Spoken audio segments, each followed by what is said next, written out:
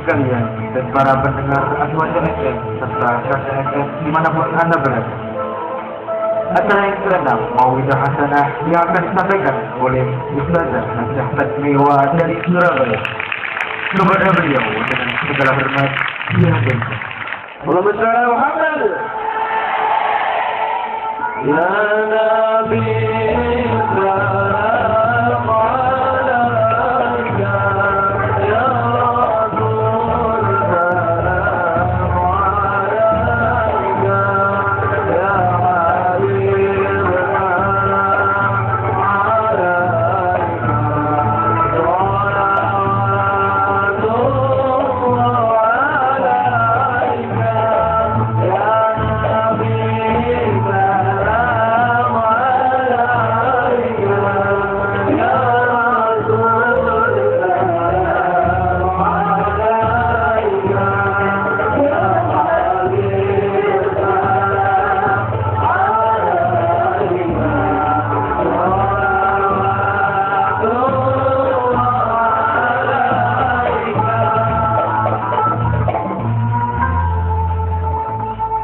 Nabi Muhammad. Assalamualaikum warahmatullahi wabarakatuh.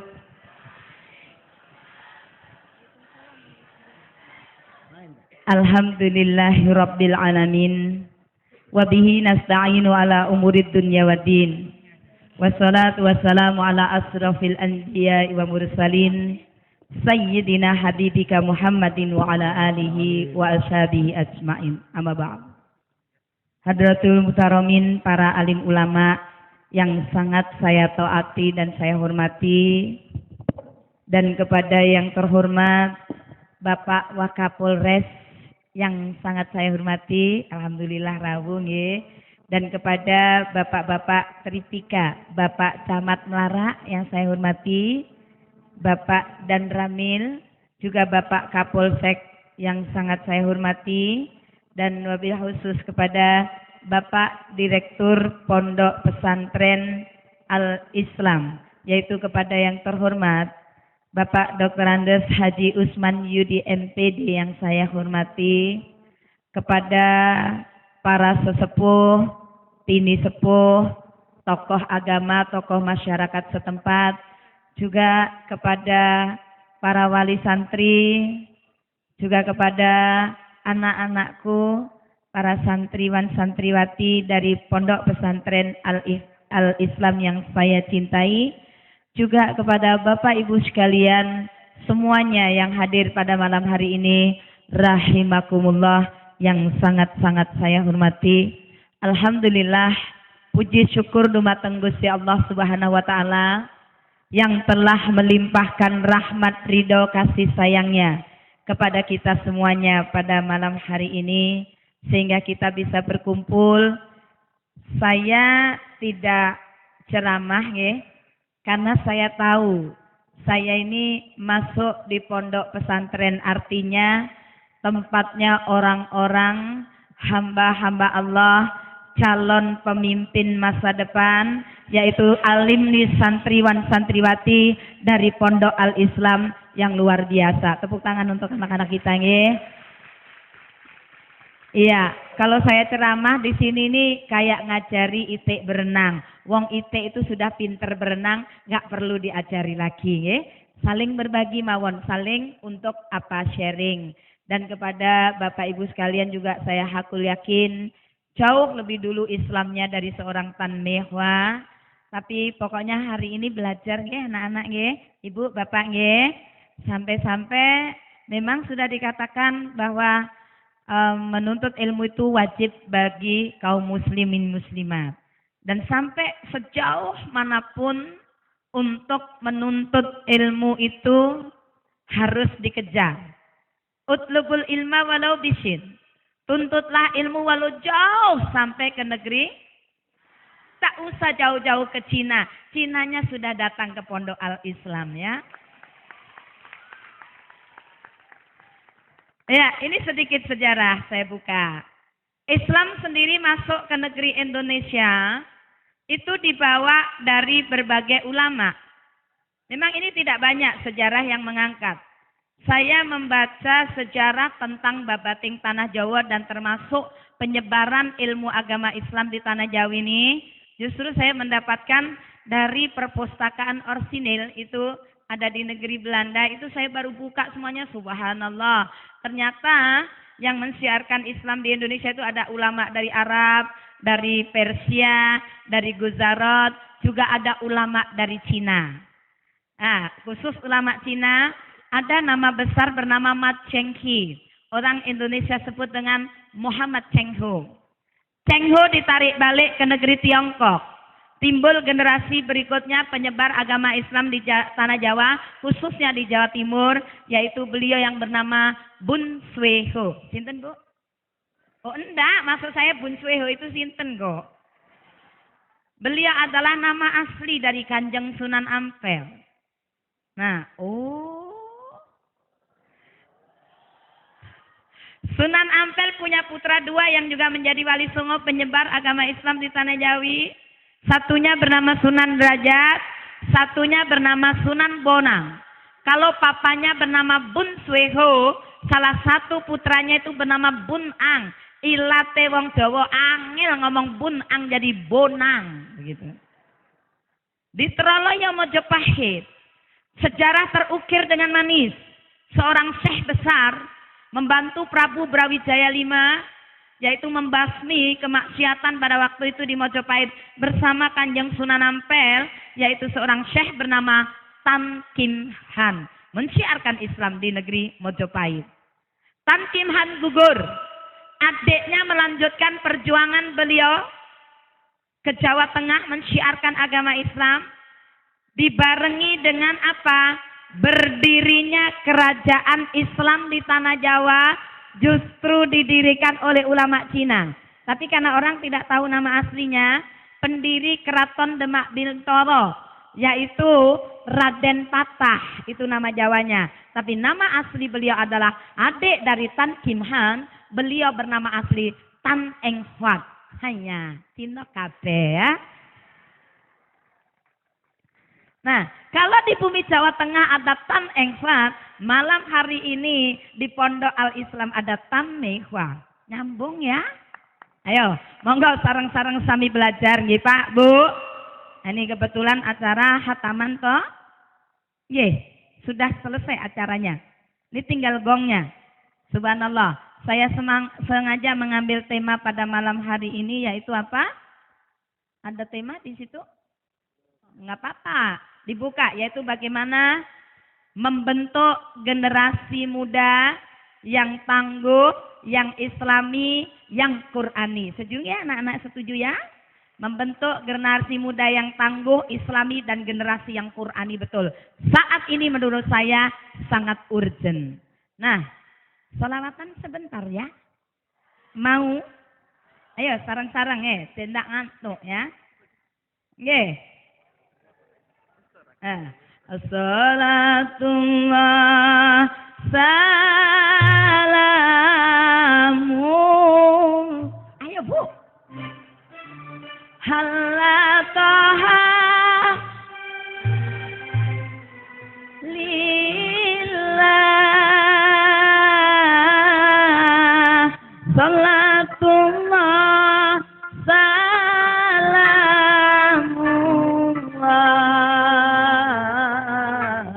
ala yasin habibillah. Terus tawakkalna bi bintillah wa bil hati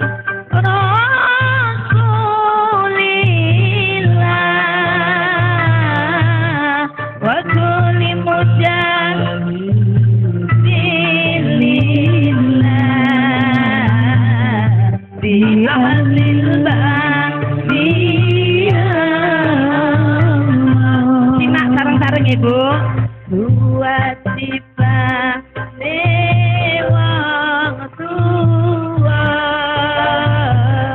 iku ana. Ya, tolong perkara yakin nggih. Kaping pisan paring asma yen to anak wis ilang. Kaping pindho ngerteni agama yen wis duwe akal sempurna. Kaping telu iku ngrabekno yen to anak wis dewasa. Lihat ya, kewajiban orang tua ada 3. Ini di dalam rangka apa? Memperkuat, yaitu bagaimana mengarahkan, membentuk generasi muda yang tangguh, yang islami dan qur'ani. Apa saja itu saudaraku tercinta? Yang pertama tadi apa? Ayo sinasmahu ida ulida. Beri nama yang terbaik. Saya hakul yakin anak-anak kita sudah diberi nama yang terbaik. Saya tidak akan membahas panjang lebar. Tapi ini sebetulnya mulai cikal bakal mulai pertama nggih. Kenapa Rasulullah dawuh suruh beri nama yang terbaik? Karena nama itu adalah sebuah doa. Leres nggih. Ndak harus bahasa Arab. Nek ndak ngerti ya nggak apa-apa. Kalau dipaksa bahasa Arab nanti malah Arab pating genah. Ya orang anaknya orang Jawa ya bahasa Jawa. Anaknya dua anak dijenengi Untung. Dijenengi Slamet. Boleh. Dijenengi Bejo, enggak apa-apa. Iya, kalau ngomong harus bahasa Arab panjenengan pasti protes kepada saya. Lo namanya ibu sendiri Tamlik. Wah, makhluk apaan itu? Ya, itu ada sejarah juga, karena orang tua saya orang Cina ya menamakannya dengan bahasa Cina ya nggak apa-apa. Tan itu dari generasi, nasabnya. Kalau orang Islam, binti siapa? Bapaknya ada di belakang kan Bu? Nah, tapi kalau orang Cina itu bintinya, bin atau bintinya itu di depan. Nama nasabnya itu dari generasi Tan.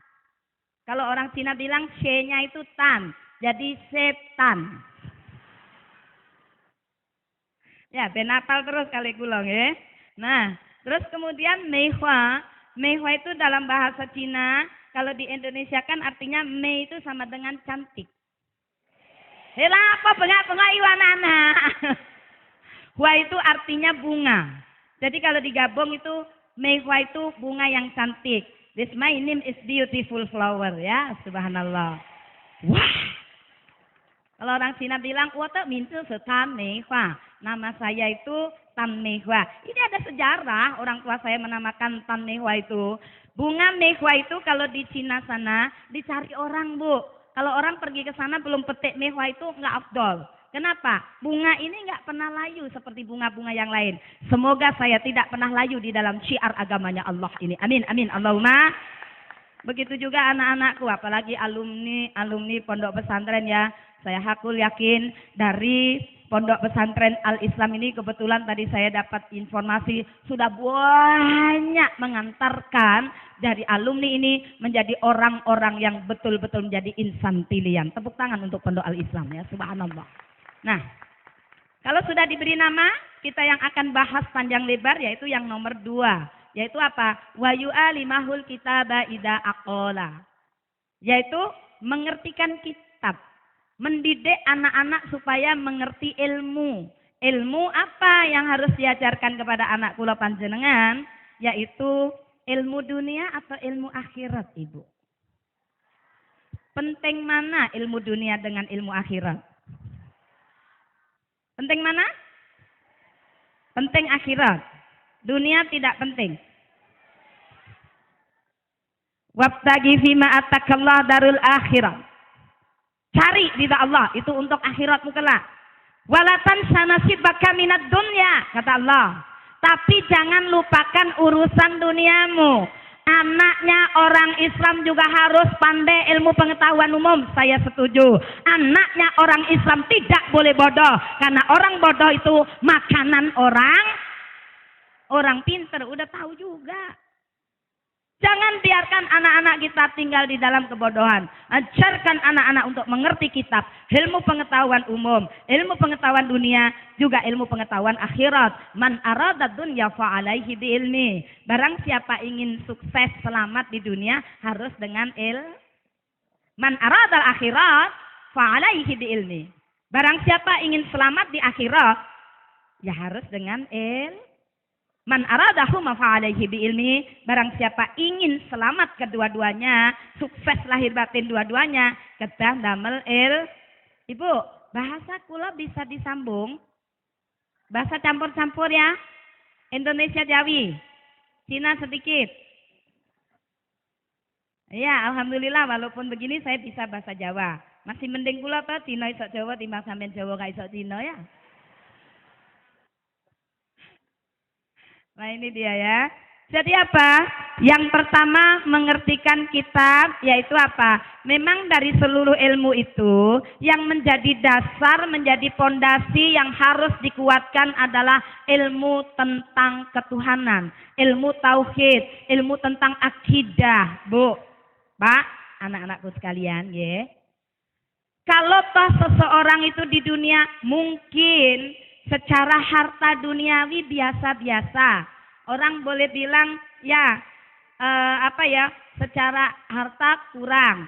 Tapi nggak masalah, dengar kalimatnya Butan Mehwa ya.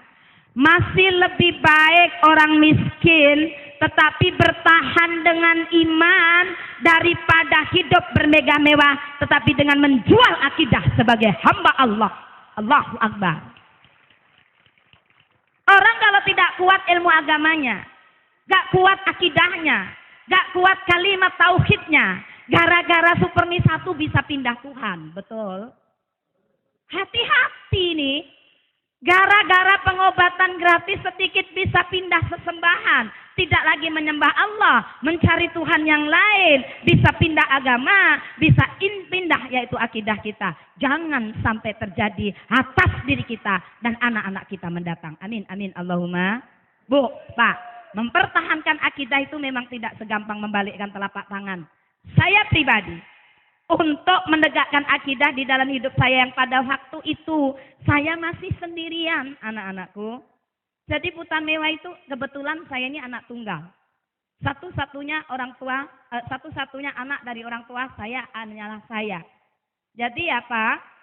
Orang tua saya itu mempunyai anak satu-satunya kebetulan berseberangan dengan orang tuanya. Untuk menegakkan akidah saya harus betul-betul yaitu apa? Mengorbankan segala-galanya. Bukan hanya siksaan lahir. Siksaan batin kami alami. Tapi saya sadar pada saat itu saya masih berusia 16 tahun. Ini masih usia kecil-kecil lagi yo. Ada yang sekitar 12-an ya? Ya sebegitu. Waktu itu saya masih usia menginjak 16 tahun. Pada saat itu kelas SMA. Nah, apa yang terjadi? Ketika kami memilih jalur yang berbeda. Menegakkan akidah yang menurut saya ini adalah hidayah yang terindah dalam hidup saya harus rela terbuang dari kedua orang tua saya. Saya yang semula hidup dengan serba kasih sayang dari orang tua, akhirnya kami harus hidup sendiri. Sekolah saya sambil bekerja, anak-anak. Jadi kalau pagi itu saya sekolah, jam 1 pulang, kemudian jam 3 saya mulai bekerja menjadi tenaga kasar di sebuah pabrik. Ya untung itu tidak lama. Karena apa? Kebetulan, karena Bu Mehwa kan cantik ya toh. Jadi kemudian ada yang menginginkan. Nah alhamdulillah bisa bantu biaya sekolah ya.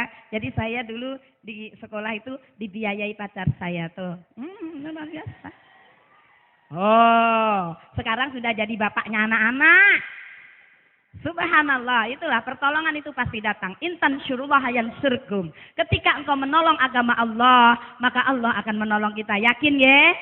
Itulah liku-liku di dalam menegakkan akidah. Hanya satu saya. Pokoknya bertahan di dalam akidah. Harus mantap, harus kuat. kalimat tauhid itu harus kokoh, mengkristal di dalam jiwa dan hati anak-anak kita semuanya. Amin. Itu yang harus dimiliki saat ini. Apa sih kenapa akidah ini begitu dibutuhkan? Dan saya yakin tempat pondok pesantren Al-Islam adalah tempat yang tepat untuk menggodok anak-anak, untuk kuat akidahnya. Amin, amin. Allahumma. Ye, anak-anak ye. Siap ye. Siap terjun nantinya di masyarakat, membawa nama besar Pondok Al-Islam. Dan subhanallah kalau ini terjadi, saya hakul yakin Indonesia ini adalah miniatur 30 tahun ke depan anak-anak kita ini. Kalau anak-anak seperti ini, saya hakul yakin 30 tahun mendatang Indonesia akan menjadi negeri yang kembali menjadi negeri apa? Baldatun thayyibatun wa rabbun ghafur. Amin, amin. Allahumma. Oh ya Allah. Ini yang pertama, kuatkan akidah. Dulu Nabi Yakub alaihi salam ketika mau meninggal, Bu, Pak, beliau begitu resah. Kalau anak-anak bilang galau. Ya, gitu kan. Bahasa anak-anak galau, ya. Nah, begitu galau kenapa? Karena pada saat itu beliau mau meninggal, ditanya semua anak-anaknya. Mata buduna min ba'di. Sepeninggal aku ini nantinya, Nak, kamu ini menyembah apa? Menyembah siapa? Mungkin kula panjenengan juga riso ya, Bu, kalau mau meninggal kelak. Tapi pertanyaannya kepada anak-anak apa? Mata kuluna min ba'di. Apa sing mbok pang? Jadi urusannya hanya sekedar apa? Perut mulut, perut mulut, perut mulut. Makanya ketika masih di dunia, ributnya cari dunia. Tok. Untuk ribut apa? Diwariskan kepada anak-anaknya. Betul atau benar? Bukan itu sebetulnya yang harus kita cetak. Jadi apa? Yaitu membentuk, mengantarkan anak-anak untuk apa? Mengenal Tuhannya dengan baik. Di dalam setiap aliran darah, dalam pembuluh darahnya harus bertemakan apa? Kalimat tauhid. Dalam setiap detak jantung anak-anak kita itu harus apa? Asyhadu an la ilaha illallah wa asyhadu anna Muhammadar Rasulullah. Itu yang harus dicamkan pada anak-anak kita, Bu. Terus kemudian apa? Akibatnya kalau anak akidahnya kuat, mantap, kokoh, maka anak-anak itu diharapkan akan bisa menjawab tantangan zaman yang semakin hari semakin menghebohkan. Leres, Bu? Didik anak dulu sama sekarang enak pundi? Enak dulu. Sekarang tantangannya lebih hebat lagi karena di setiap zaman itu pasti ada tantangannya sendiri-sendiri. Tapi kalau anak itu kuat akidahnya, maka anak ini kemana-mana akan merasa diawasi oleh Allah. Muraqabah. Merasa diawasi oleh yang maha segala-galanya.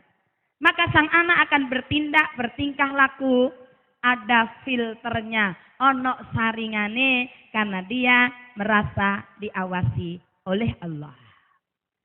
Di samping itu memang Islam juga mengedepankan ilmu pengetahuan umum selain ilmu pengetahuan akhirat. Bu, nyuwun sewu nggih. Saya mengatakan demikian karena mari kita lihat analisanya apa. Kemarin saya pergi ke Samarinda. Di sana itu ada Gunung Kapur. Nah, Gunung Kapur itu dia ambili oleh tenaga-tenaga, kemudian diangkut ke sebuah truk. Ke sebuah truk ya. Kemudian satu hari itu dikerjakan oleh 4 orang. Mulai dari pagi sampai menjelang asar. Dia dapat duit itu 4 orang itu sekitar masing-masing itu ya sekitar 25.000. Sedikit apa banyak, Bu? Sedikit. Sampai lek duit ketoke titik mawon ya. Saya kembali ke Surabaya. Melihat pemandangan yang berbeda. Dia tidak ngangkat batu kapur yang demikian gede-gedenya dan demikian lama. Ada satu pekerjaan mengangkat batu-batunya kecil-kecil. Sebentar toh. Dan hasilnya besar. Sampai 25 bahkan 50 juta. Batu ginjal yang diangkat. Ini loh mindset kita itu diatur. Supaya apa? Oh di sini. Untuk apa saya tadi katakan? Anaknya orang Islam juga harus pintar menguasai dunia. Supaya apa? Karena dunia itu adalah ladang bagi akhirat. Betul atau leres? Alek melarat terus, lemah terus segala-galanya. Loh terus kapan kita ini bisa bergerak? Karena Allah itu lebih suka kaum yang beriman tuh imannya lebih kuat, Islamnya lebih kuat, hartanya kuat, kesehatannya kuat, segalanya yang kuat-kuat itu disukai oleh Allah.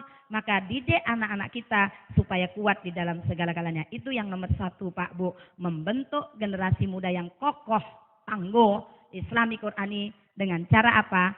Kita kembalikan supaya apa? Senantiasa menguatkan akidah, kalimat tauhidnya bagus, taat kepada Allah Subhanahu sing nomor lulu. Yaitu apa? Ajarkan anak untuk berbakti kepada kedua orang tua. Bu, putrane lek dituturi meneng napa ndermemel? Heh! Kenapa? Lho wong wis sekolah di agama ya di pondok pesantren, saya yakin kalau yang di sini insya Allah kalau dituturi wong tuane pasti taat manut. Ya Ibu, amin. Ibu, kenapa anaknya bermemel? Tak kasih contoh nggak boleh marah Ibu. Ini contoh sederhana. Udah gampang-gampangan ngaji itu kan. Saya kalau kayak pondok ya angel, jelimet ya. Ngaji karo tandewa gampang-gampangan mawon Ibu. Soalnya sing ruwet-ruwet tandewa ndak bisa. Sederhana sekali. Ini seorang ibu ngasih tahu kepada anaknya. Kebetulan dia tidak sekolah di sekolah muslim. Tidak di pondok. Dia bingung orang tua sampai besar. Ternyata, oh ini pentingnya anak itu disekolahkan di sekolah yang berbasis agama. Ini kebetulan anaknya di sekolah umum. Sore mengandalkan ngaji di TPH. Ibunya bilang sama anaknya, "Nak, kalau sore ngaji, itu loh di TPH atau di Pondok Al-Islam," katakan. Anaknya kecil jawab, "Iya Bu." Rodok gede titik jawab juga, "Ibu dewe gak tahu ngaji ngono ngongkon aku ngaji." Gak boleh tersinggung ya? Tersinggung gak? Loh gak tersinggung juga. Harusnya tersinggung. Coba lihat berikutnya. "Ibu dewe gak tahu ngaji ngono ngongkon aku ngaji." Jawabnya apa ibu? "Ibu iki lek ngaji mari maghrib." Anak dikongkon ngaji malang meltok ndak boleh. Anak itu harus manut orang tua. Pokoknya lek ndak ngaji, ndak tak sangoni sekolah. Lu ketawa anak-anaknya. Ngaji sambil ngomel anaknya. "Ibuku itu lo juahat kon iso ning ngamuk-ngamuk tok. Aku lek gak ngaji gak disangoni sekolah." Dek dhewe lho gak tahu ngaji. Koncone jawab ngeten, "Padha karo ibuku." Ngoten. Ayo. Ini hati-hati kita untuk orang tua nggih. Tadi diajarkan anak itu apa? Wa wasainal insana biwalidayhi. Anak supaya menghormati kedua orang tua. Tapi kenapa tidak diturut anak, kurang dihormati anak? Apa penyebabnya? Mari kita lihat. Anakmu itu lahir seperti kertas putih. Kullu mauludin yuladu alal fitrah. Mau jadikan anakmu menjadi Yahudi, mau menjadi Nasrani, atau menjadi apa saja, itu tergantung kedua orang tuanya. Betul? Ini yang harus kita sadari Pak, Bu, nyuwun sewu. Saya tidak berniat menggurui sama sekali. Tetapi ini saling mengingatkan. Saya juga pernah mendidik anak. Anak saya sendiri 1 orang. Dan anak-anaknya yang kita asuh itu beberapa orang. Jadi saya paling tidak punya pengalaman melahirkan, punya pengalaman mendidik anak. Ya Allah Bu, kalau tidak hati-hati bahaya betul. Hanya ya. Halo? Bisa dipahami sampai di sini? Alhamdulillah. Ya oleh anak-anak mah pasti bisa, santri mah pinter-pinter. Amin. Ya. Terus kemudian apa? Ibunya menjawab, "Ibu lek ngaji mari maghrib, engko bengi wis saiki pokoknya ngaji." Ya Bu. Sampai malam dihampiri koncone tanggane ngampiri. "Bu, ayo kono neng Pondok Al-Islam tuh lo ada pengajian. Ayo ke sana yuk." Apa jawaban ibunya? "Ya Mbak, sampean budal dhisik, aku keri wae kok nyusul. Utawa lek enggak iso, aku tadarus dhewe nang omah." Anaknya dengar, anak kita ini punya telinga, anak kita ini punya mata. Jangan sekali-kali, yaitu apa? mengajarkan anak tetapi kita tidak pernah melakukannya. Dititeni, oh ngajine mari maghrib dan akan tadarus sendiri karena ndak bisa tekorono. Ngaji wong terpaksa wong dirungokne anake. Bismillahirrahmanirrahim. Alif Lam Mim. Zalikal kitabul la raiba fihi hudal lil muttaqin. Alladzina yu'minuna bil ghaibi wa yuqimuna sholata wa mimma razaqnahum. Anak yang nggoda ibuke, Bu, malam ini ada final The Academy. Tuh, sudah mulai, Bu. Oh iya nak. Shadaqallahul azim. Halo, yo hati-hati nggih. Anak itu tidak melihat apa yang kita katakan. Seorang anak itu akan melihat apa yang kita lakukan. Makanya Rasulullah itu punya satu ketegasan apa? Lakukan apa yang engkau katakan dan katakan apa yang engkau lakukan. Ibu-ibu sakit ya? Ibu-ibu sakit ya? Amin ya Allah, mugi-mugi diparingi kekuatan ya. Memberi contoh, kuncinya itu adalah contoh. Suri toladan yang baik. Jangan hanya bisa marahi anak, jangan hanya bisa mengancam anak, membentak-bentak anak, tetapi berikan contoh yang terbaik untuk anak-anak kita. Insya Allah anak-anak bakal terbentuk menjadi yang terbaik. Amin amin Allahumma. Begitu ya Allah. Anak mulai kecil diajari bohong. Telepon bunyi. Kring. Dek. Assalamualaikum. Ibu ada, Dek. Oh iya, Tante. Ibu tadi sudah bilang. Kalau Tante ngebel suruh bilang enggak ada. Tidak sedikit orang yang seperti ini. Kelihatannya tidak ada dampak. Tapi lihat. Anak masih kecil diajari menjadi pembohong. Gede akan menjadi pembohong kelas kakap. Betul atau tidak? Hati-hati tentang lisan kita. Hati-hati untuk memberi contoh yang terbaik kepada anak-anak kita. Makanya kemarin ketika saya ada seminar parenting, Bu, seminar untuk orang tua, saya sengaja memberikan judul apa? To change the world, we first have to change ourselves. Apa itu artinya? Gak roh, gak popo, malaikat itu lo gak tanya itu besok ya. Untuk merubah dunia, to change the world, we first have to change ourselves. Kita harus merubah diri kita lebih dahulu. Ngongkon anaknya apik, orang tuanya bagus. Ngongkon santrine apik, ustadz-ustadzahnya harus bagus lebih dahulu. Betul? Itu baru diturut. Wah, yang namanya santri itu akan nurut betul sama kiainya. Karena apa? Kiainya insya Allah akan senantiasa memberi contoh yang terbaik. Para ustadz-ustadzahnya memberi contoh yang terbaik. Ya Pak, Bu? Itu sing nomor kali. Ajarkan anak untuk taat kepada kedua orang tua. Bu, kami dulu memang berbeda dengan orang tua.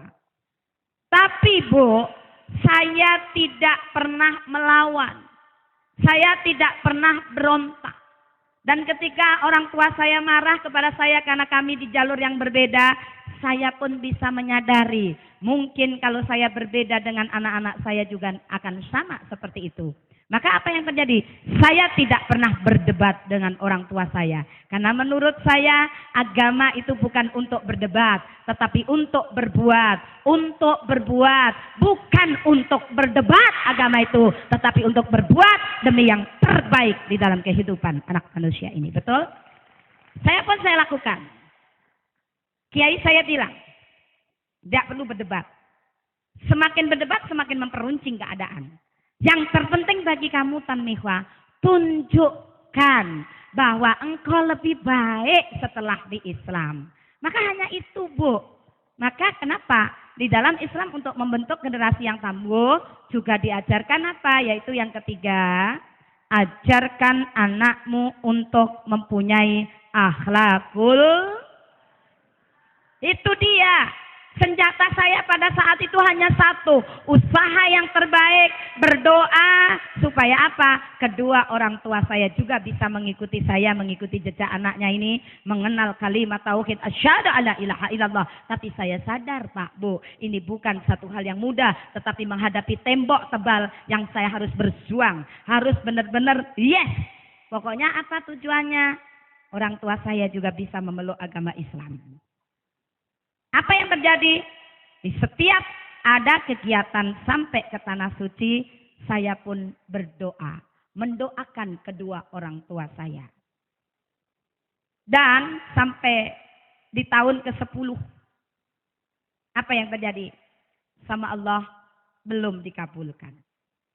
Gak apa-apa. Mungkin ini ujian. Saya pun tidak pernah berhenti berdoa. Di tahun ke-12, ketika kami mengenal ayat-ayat Allah. Di luar dugaan saya sebagai seorang anak. Pada suatu hari hidayah terbuka untuk mama kandung saya. Mereka, ibu saya dengan sukarela menyatakan diri memeluk agama Islam dengan mengucap kalimat tauhid asyhadu alla ilaha illallah wa asyhadu anna muhammadar rasulullah. Kebahagiaan menggelayut di dalam hidup saya, Bu, Pak. Dan tinggal satu tugas saya. Papa saya belum bisa mengikuti. Senjata saya hanya satu, berdoa dan terus berdoa. Dan permusuhan terus dihempaskan, tapi saya tidak pernah merasa lelah. Karena apa? Saya cinta kedua orang tua saya.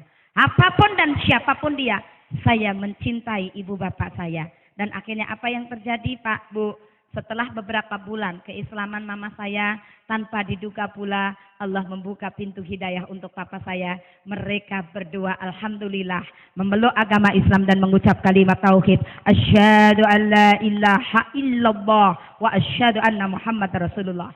Rasanya hidup ini, Bu, ya Allah, bergetar hebat hati ini, kebahagiaan betul-betul subhanallah. Dan akhirnya kami semuanya berakhir dengan happy ending, berakhir dengan bahagia. Karena apa? Kedua orang tua saya sudah sepaham, seakidah, seiman dengan kami. Itu tidak ringan. Tapi saya hakul yakin, apalagi putra putri ibu sudah agamanya Islam. Tinggal gosok aja, manut mawon, jeburin, sorongin ke sekolah-sekolah yang berbasis agama dengan baik. Insya Allah anak-anak kita akan mencapai yang terbaik di dalam hidupnya. Amin, amin. Allahumma. Itu dia, Bu, Pak. Maka apa yang ketiga tadi, ajarkan tentang akhlaknya. Saya tidak punya kekuatan apa-apa. Dengan berakhlakul karimah ternyata orang tua itu juga menoleh. Oh, orang Islam itu ternyata baik. Dulu, Bu, orang dia bilang begini, kamu boleh memeluk agama apapun, asal jangan Islam. Oh, semakin penasaran saya, kenapa ini dilarang? Tapi itulah Allah kalau sudah berkehendak. Innama amruhu idza arada syai'an ayyakula lahu. Dan itu terjadi pada kami dan sekeluarga kami pula. Dan alhamdulillah itu saya syukuri betul. Bu, kenapa mengajarkan anak untuk punya akhlak, Bu? Akhlak itu penting, boten? Sangat penting. Saya mengingatkan kembali, Pak. Tahun 98, Indonesia pernah mengalami krisis besar yang disebut dengan krisis moneter, krisis keuangan. Betul? Krisis ekonomi. Pada saat itu perekonomian Indonesia terpuruk. Teman saya dari luar negeri ngontek. Oh, Tanmehwa itu tuh, lihat tuh. Negeri Indonesia ini lagi krisis moneter. Itu tahu kenapa sampai mengalami krisis moneter? Mereka sebut apa? Karena Indonesia mengalami krisis intelektual. Krisis orang pinter. Tidak banyak orang pinter katanya. Terus saya jawab, tidak masalah. Jawaban itu terbukti loh. Dia bilang apa? Krisis moneter karena nggak banyak orang pinter. Tidak menurut saya. Saya bilang tidak masalah, tidak banyak orang pinter. Jawaban itu terbukti nyata. Sekarang ini loh, banyak orang pinter, malah banyak masalah. Betul atau benar? Kenapa? Karena kepinterannya tidak dibarengi dengan akhlakul karimah. Dan pendidikan akhlak ini memang biasanya yang paling banyak, yang paling diserukan adalah di sekolah-sekolah madrasah yang berbasis agama Islam. Betul atau benar? Oh, ini hebat sekali. Makanya nggak heran para santri, santriwati itu orangnya pasti apa? Sopan, ramah, santun. Ketemu orang itu 5S dipakai. Salam, senyum, sapa, sopan. Semoga anak-anak kita juga demikian, nggih Bu, nggih. Halo. Itu kan tentang ajaran sopan santun, tata krama, unggah ungguh, budi pekerti yang luhur, kelembutan sopan santun. Itu kan ajarannya wong Jawa toh, Bu. Masa gitu aja diajari Cina? Makanya saya sampai memilih suami itu orang Jawa. Ya karena saya tertarik dengan itu. Yaitu 5S tadi, salam senyum, sapa, sopan santun. Ya Allah, anak-anakku sekalian, hati-hati. Karena apa? Akhlak ini adalah orang punya akhlak itu luar biasa. Kalau orang tidak punya akhlak, itu sebetulnya adalah apa? Bangkai yang lagi berjalan. Sudah mati terlalu lama. Maaf, ini terlalu keras. Sengaja, wong keras saja kadang-kadang nggak dengar, apalagi nggak keras. Malah melempem semua. Inilah yang disebut dengan apa? Terbukti. Indonesia mengalami krisis moneter sembilan nama. Indonesia tidak hancur. Indonesia dikatakan tidak banyak orang pinter. Entoh sampai hari ini Indonesia masih tetap berdiri. Enggak masalah. Tapi Indonesia akan hancur apabila di dalamnya kaumnya tidak mengenal akhlakul karimah. Betul atau benar? Innamal umamul akhlak. Ma bakiyat fa'inhum dahabat akhlaquhum dahabu. Kekalnya suatu bangsa itu adalah ketika kaum di bangsa itu memegang akhlakul karimah kanthi sae. Setuju ya, Bu? Bu, kula panjenengan itulah rakyat alit to nggih. Rakyat biasa. Dinggo disebut rakyat biasa nesu, Pak. Kawula cilik, Pak. Orang kecil kita ini, saya kula panjenengan itu loh. Bahkan ada orang yang ingin mengatakan rakyat jelata orang kecil itu sebagai orang rendah. Enggak masalah, wong cuma sebutan aja. Begitu aja kok repot. Tapi dengar kalimat saya berikut ini, Pak, Bu. Dengar baik-baik anak-anakku. Masih lebih baik orang rendah tetapi berakhlak tinggi daripada pejabat tinggi tetapi berakhlak rendah dan bejat. Itu yang merusak tatanan di satu bangsa kita ini. Betul atau benar? Ini yang terpenting diajarkan anak-anak di dalam madrasah-madrasah yang berbaris agama. Karena apa? Di dalamnya ada akhlakul karimah yang begitu mempesona. Saya tertarik Islam pertamanya adalah karena akhlaknya baginda Rasulullah. Saya baca seluruh riwayat hidupnya. Hampir-hampir mulai dari beliau lahir sampai beliau wafat. Hampir-hampir tidak ada cacat di dalam hidupnya. Subhanallah. Itulah konsep yang dibawa. Manusia agung. Manusia pilihan Allah. Suri toladan. Imam agung dari kita semuanya. Pencerah di segalanya. Ya Allah, Rasulullah Shallallahu Alaihi Wasallam. Allahu Rabbi. Semoga nggih. Kenapa? Karena dengan akhlakul karimah orang itu bisa menghormati manusia lain, bukan gila hormat. Betul? Orang bisa menghargai orang lain, bukan gila harga. Ini memang ditekankan. Jadi apa? Nguwong ke wong liya, memanusiakan manusia lain. Tidak pernah merendahkan orang lain, tidak pernah mengecilkan manusia lain, tidak pernah menghina, tidak pernah melecehkan makhluk Allah yang lain. Ya ayyuhan nas, inna khalaqnakum min zakari wa unsa wa ja'alnakum su'uban wa qabaila lita'arafu inna akramakum indallahi atqakum al-ayah. Surat Al-Hujurat ini seharusnya menjadi dasar.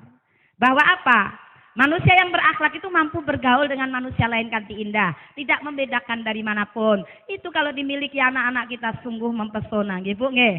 Aku ciptakan, kata Allah, engkau itu berbangsa-bangsa, bersuku-suku. Untuk apa? Lita'arafu. Berhubungan dengan saya, ta'aruf. Kemudian apa? Tidak menghina satu sama lainnya. Walaupun secara ini kita berbeda-beda ya, Bu. Ada orang Jawa.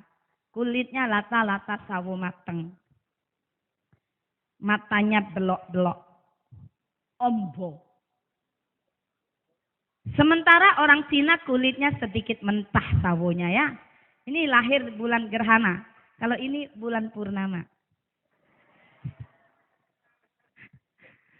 Nah, ya kan? Sedikit berbeda. Tapi orang Jawa matanya belalak-belalak bagus-bagus, sementara yang sawo mentah Kebanyakan matanya, siapa ngomong sipit itu mau? Pelecehan. Emang kalau sipit kenapa? Masih lebih baik mata sipit tapi wawasan luas daripada matanya ombo tapi wawasannya sipit. Kasihan dah. Pandangannya luas. Inilah orang-orang yang bisa menguasai dunia akhirat nanti, yaitu apa? Yang pandai bergaul, memperlakukan makhluk Allah dengan begitu indahnya sehingga Allah ridho kepada kita. Amin, amin, Allahumma. Nomor 3 itu tentang akhlak. Nomor 4, dirikan sholat di dalam keluargamu. Anaknya disekolahkan madrasah di pondok pesantren Al-Islam. Ibunya di rumah memberi contoh, pas, itu namanya tepat sekali. Sebaliknya, anaknya disorongkan ke pondok, tapi ibunya di rumah ngaco. Anaknya disuruh tutup aurat, ibunya ning omah ning katokan tok. Nyuwun sewu pangapunten iki. Oh, kalau di Melarak ini mboten wonten. Tutup aurat semuanya. Amin. Bu, untuk sholat Bapak Ibu tidak ada halangan. Untuk menutup aurat tidak ada halangan. Betul anak-anak? Tapi bagi seorang tamewa, untuk belajar sholat harus sembunyi-sembunyi. Untuk belajar baca Al-Quran tidak berani bersuara keras. Untuk bisa mengenakan tutup aurat, oh tidak segampang kalian Bapak Ibu sekalian, anak-anakku tercinta. Pertama kali saya mengenakan hijab. Oh, saudara-saudara saya berkumpul, oh kau bilang apa? Wah, ndasmu ngeluh tak mbok perbani, kurang ajar dah. Mau marah ya ndak bisa Pak. Sampai-sampai loh, di Surabaya hidup kayak gini dibungkus rapet, persis kayak brengkesan. Oh, itu untung saya sudah di Islam. Sabar, sabar. Innallaha ma'as. Sabar. Saya bilang, Kiai, sabar ya sabar. Tapi lama-lama entek sabar ini Kiai. Kiai saya cuma mesem. Sabar itu tidak ada batasnya. Sekolah sabar itu terus menerus.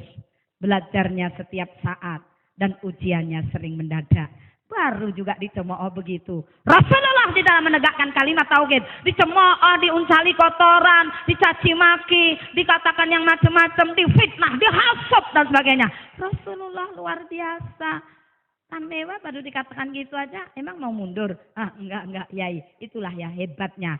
Seorang ustadz, seorang kiai itu selalu memberikan semangat kepada para santrinya. Allah Rabbi. Semoga di pondok Al-Islam juga demikian. Amin, amin. Allahumma. Oh, ya saya dulu belajar kepada kiai itu Bu. Ya Allah, pertama kali belum bisa sholat. Disuruh belajar baca Al-Fatihah. Susahnya bukan main. Bismillahirrahmanirrahim. Kiainya begitu fasih ya.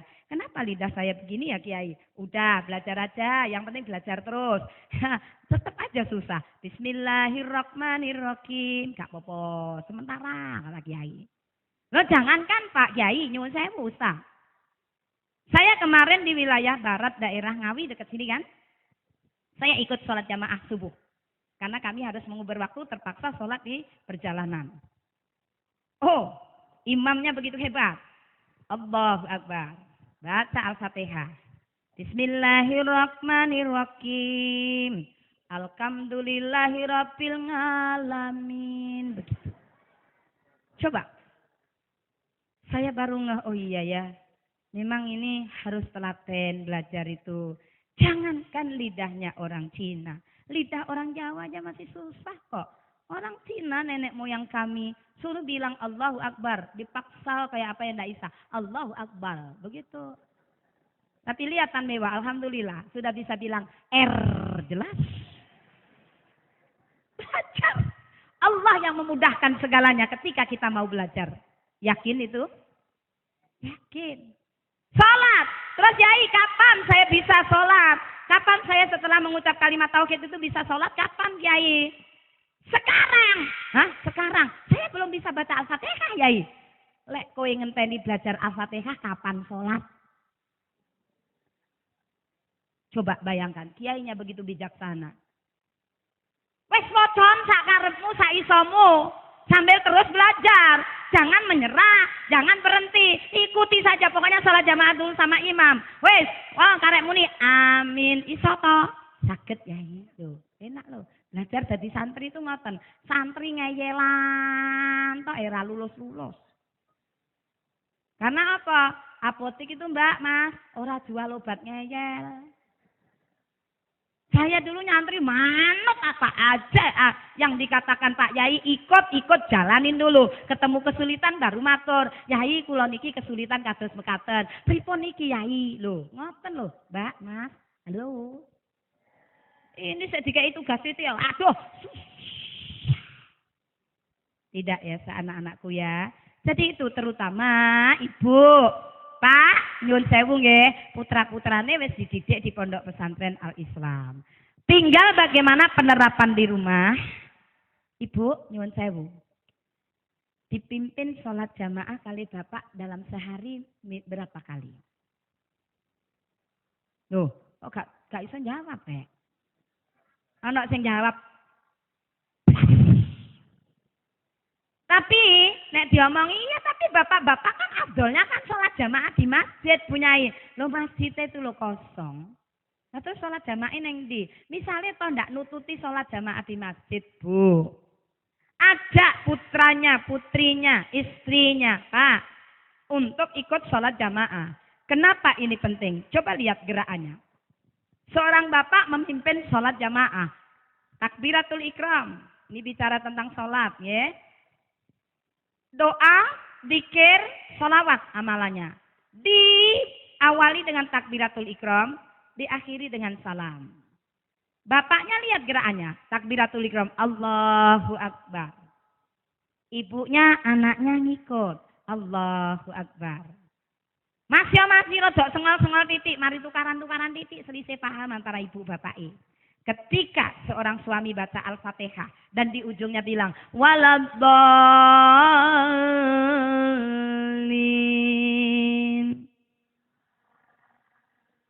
Ya, padahal mau harus tidak sholat jamaah karena selisih pendapat. Ayo Bu, sholat. Yo. Tapi ketika baca waladhdallin tidak mungkin. Amin. Bosan. Setelah salam, ibu matur, salin kali sing kakung, anaknya juga ikut salin. Coba lihat, ini pelajaran untuk memberi contoh kepada anak-anak kula panjenengan. Matur kali bapak Pak, kula nyuwun agunging pangaksami nggih. Mohon maaf ya Pak, tadi omongan saya keladuk, terlanjur, terlalu kasar. Mohon dimaafin ya Pak. Bapak juga mengucapkan apa? Iya Bu, begitu juga saya. Mohon maaf ya. Akhirnya apa? Rangkulan nangis bareng. Sampean yo ngoten.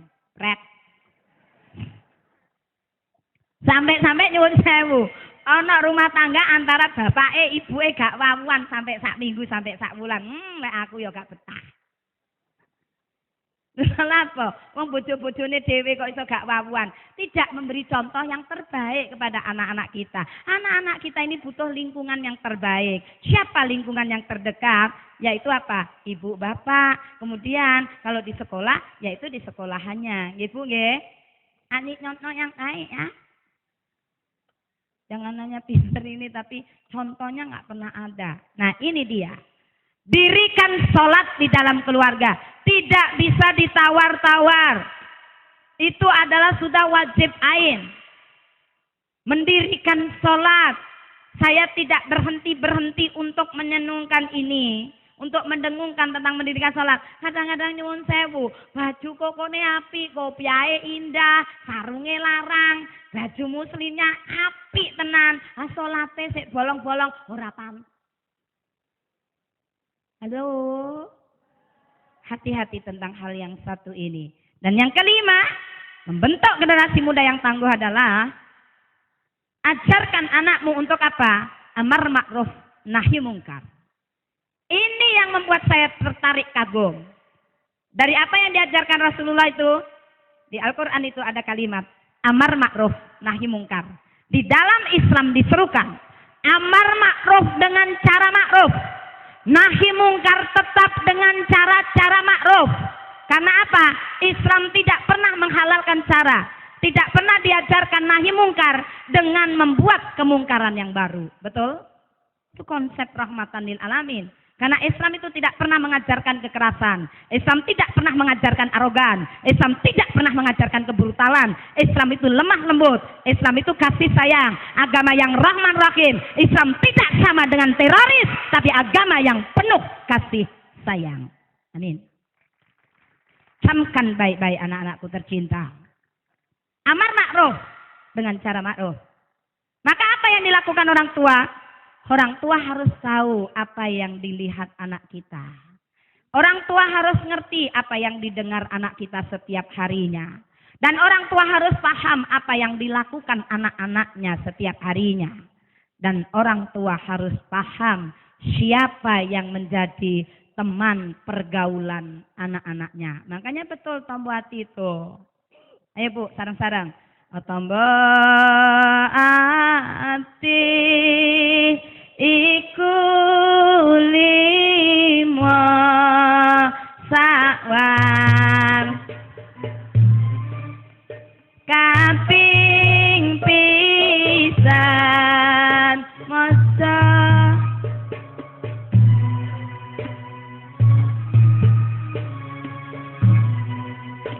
temenan itu apa bukan yang ini? Kaping pisan nonton TV sabuya. Hati-hati nggih. Terus apa yang ketiga? Kaping telu wong kang saleh kumpulan. Tepat sekali. Bapak Ibu menyekolahkan di Pondok Pesantren Al-Islam ini wadah yang tepat untuk anak-anak punya lingkungan yang solih solihah. Amin amin Allahumma. Begitu loh Bu. Ya Allah, saya ini baru keingat ya. Lebih dari 10 tahun yang lalu saya diundang di acara kenegaraan di negeri ini. Acara resmi Bu, acaranya para pejabat, para menteri, para orang-orang penting menurut mereka di negeri ini. Apa yang terjadi? Saya diundang bukan tertarik dengan itu. Tapi di situ hadir hampir 1000-an orang. Saya tertarik dengan seorang ibu yang sudah sepuh. Semoga kisah ini bisa menjadi inspirasi bagi kita dan anak-anak kita. Apa yang saya lihat dalam pemandangan itu? Saya melihat seorang ibu yang sudah berumur hampir 90 tahun. Dan anaknya berjumlah 18 anak. Dhisik durung ana kabeh meneng ta. Anake 18, Pak. Kula niki kebetulan diparingi anak ning siji. Saya bingung lho iku anake 18 anak ta brojol itu. Saya benar bayang nih, ya Allah Dani repot tapi itulah ya luar biasanya. Kenapa? Saya diam-diam dalam hati mengangkat beliau seorang ibu ini menjadi guru besar dalam kehidupan saya. Memang saya tidak terang-terangan, Bu panjenengan tak angkat jadi guruku. Tapi saya belajar dari pengalaman beliau. Apa yang saya bisa belajar pada saat itu?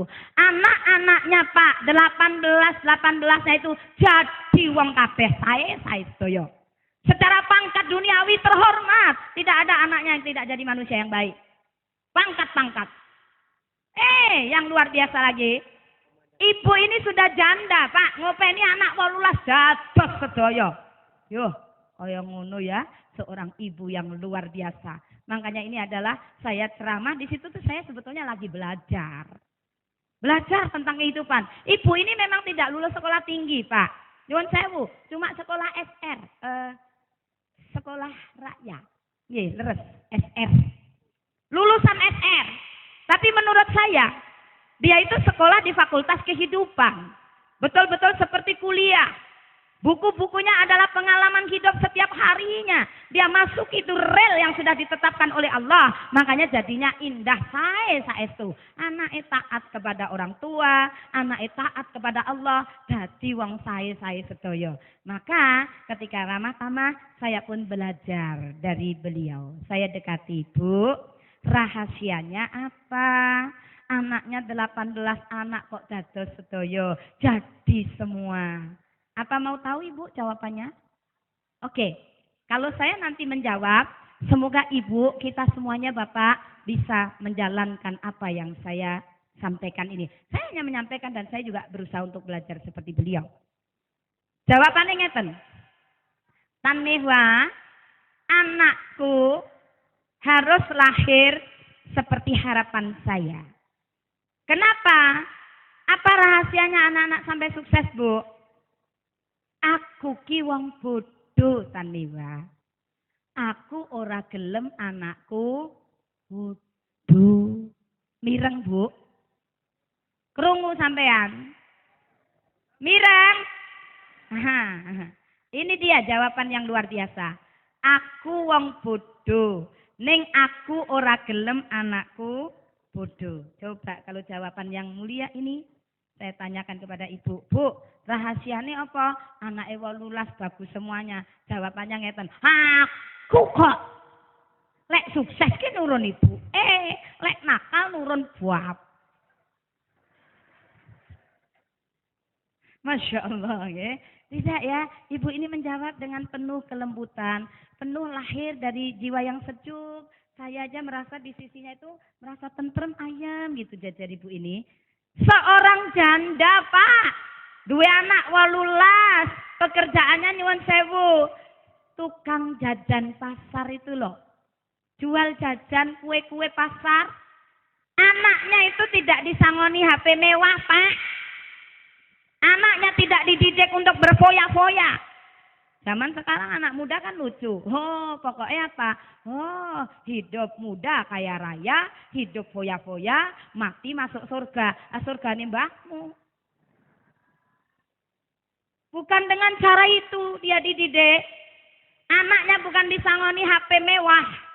Tetapi seluruh anak-anaknya itu ketika berangkat sekolah, disangoni tenong. Tahu tenong Ibu? Ada jajan. Jadi sebelum ke sekolah itu pergi ke warung-warung untuk menjajakan jajan pasar itu dititipkan ke warung-warung. Dari situ lihat harta yang barokah membawa anak-anaknya hidup di dengan barokahnya Allah Subhanahu wa taala. Ya Allah, kalau menurut matematika manusia Pak, nyuwun sewu Bu, tidak akan pernah nyampe itu. 18, ada yang jadi menteri, ada yang jadi perwira polisi, ada yang jadi petinggi ABRI, ada yang menjadi jenderal. Kemarin salah satu anaknya itu ada 4 ulama di negeri ini. Sama saya bareng-bareng ceramah di Samarinda. Ibu Mewah masih ingat saya ketika itu. Saya baru lamat-lamat, oh ingat, itu mantan ajudannya Bapak SBY. Ya Allah, subhanallah, kapan anak-anak kita seperti ini, Bu? Halo? Kepingin tidak? Kepingin saja tidak cukup. Mau tahu apa amalan yang dilaksanakan oleh ibu ini? Kita ini jangan melihat jubah kebesaran. Seorang ibu yang begitu luar biasa. Kelihatannya tidak apa-apa. Bahkan mungkin cenderung diremehkan orang. Tapi lihat amalan yang dilakukannya. Dia tidak bergelar ustaz. Dia tidak bergelar kiai atau bunyai. Tapi yang dilakukan melebihi dari itu. Subhanallah. Ya. Jabatan itu tidak penting. Betul tidak? Amalan itu beliau lakukan betul. Ya Allah, apa yang dilakukan Bu? Rahasia besarnya sampai anak-anaknya menghantarkan anak-anaknya sukses itu. Ternyata ada satu kata kunci yang semoga sepulang dari pengajian ini Bapak Ibu kula panjenengan semuanya bisa menjalaninya. Apa itu? Saya dikasih tunjuk yaitu oleh siapa? Orang-orang terdekat. Bu Nyai tadi kan nanya, Bu Mewah. Nanya apa rahasianya itu anak-anaknya bisa jadi sukses, jadi baik kayak begitu. Taat juga sama orang tua, taat sama Allah. Pangkat-pangkat. Iya, saya belum ketemu jawabannya yang terus. Jadi dia jawab apa? Wajar Bu Mewah. Karena apa? Ibu ini anaknya sampai bisa jadi begitu. Karena beliau betah tirakat. Apa Bu? Apa Bu? Apa itu? Saya tanyakan kepada suami saya. Pada saat itu saya belum begitu paham betul apa arti kata tirakat. Saya tanya, Kak, tirakat itu apa? Oh, nek wong Jawa. Jawabannya itu loh Bu. Tirakat itu lek bengi betah. Lek awan betah. Nah itu saya hubungkan dengan ajaran agama Islam. Makanya ini saya melihat ada kesamaan ibu-ibu di sini ya. Lek bengi betah ngorok, lek awan betah mangan. Makanya lemu kabeh. Coba lihat ibu yang luar biasa ini, Pak. Beliau mengantarkan anak-anaknya itu ya Allah. Bangun dia ketika orang lain tidur, senyap dalam tidur panjangnya, ngorok, ngeweh, melungker, ngiler bahkan. Tapi lihat ibu yang luar biasa ini. Semoga ibu-ibu di Melara ini ya, semoga bisa meniru ibu yang itu. Ayah keliling aja nunu Indonesia malu nyatu ketemu yang model begini. Baru satu ketemu yang model kayak begini. Ya Allah, kalau ini ada 100 biji aja, 100 orang aja yang seperti itu. Indonesia itu benar-benar elok, mempesona. Indonesia is beautiful. Subhanallah. Masalahnya malu ketemu nyatu. Yaitu apa? Betah melek. Ya Allah, orang lain tidur ngorok, ngewek, melungker, ngelirer. Ibu ini apa yang dilakukan? Dia apa? Ambil air wudhu, dia hamparkan sajadah, dia rukuk sujud, menghidupkan qiyamul lail. Dia cuci mata dengan air mata taubat, dia cuci lisan dengan zikir, dia cuci hati dengan ikhlas menjalani sebagai seorang hamba Allah. Kaping 5 zikir wangi ingkang suwe, mugi-mugi saged nglampahi kula panjenengan sedaya. Tuh, gak ana sing ngamini. Kasih malaikatnya sudah pergi baru amin. Ibu, kalau aja doa digelar, aminin aja. Kenapa? Majelis zikir seperti ini, puluhan ribu malaikat hadir untuk apa? Mendoakan hamba-hamba Allah supaya doanya diterima oleh Allah. Amin. Subhanallah nggih. Terus bareng dijawab ngoten, oh wajar. Ibuke betah tirakat. Ndak pernah nyuruh anaknya sholat wajib, Pak. Sholat malam pun anaknya tidak pernah disuruh-suruh.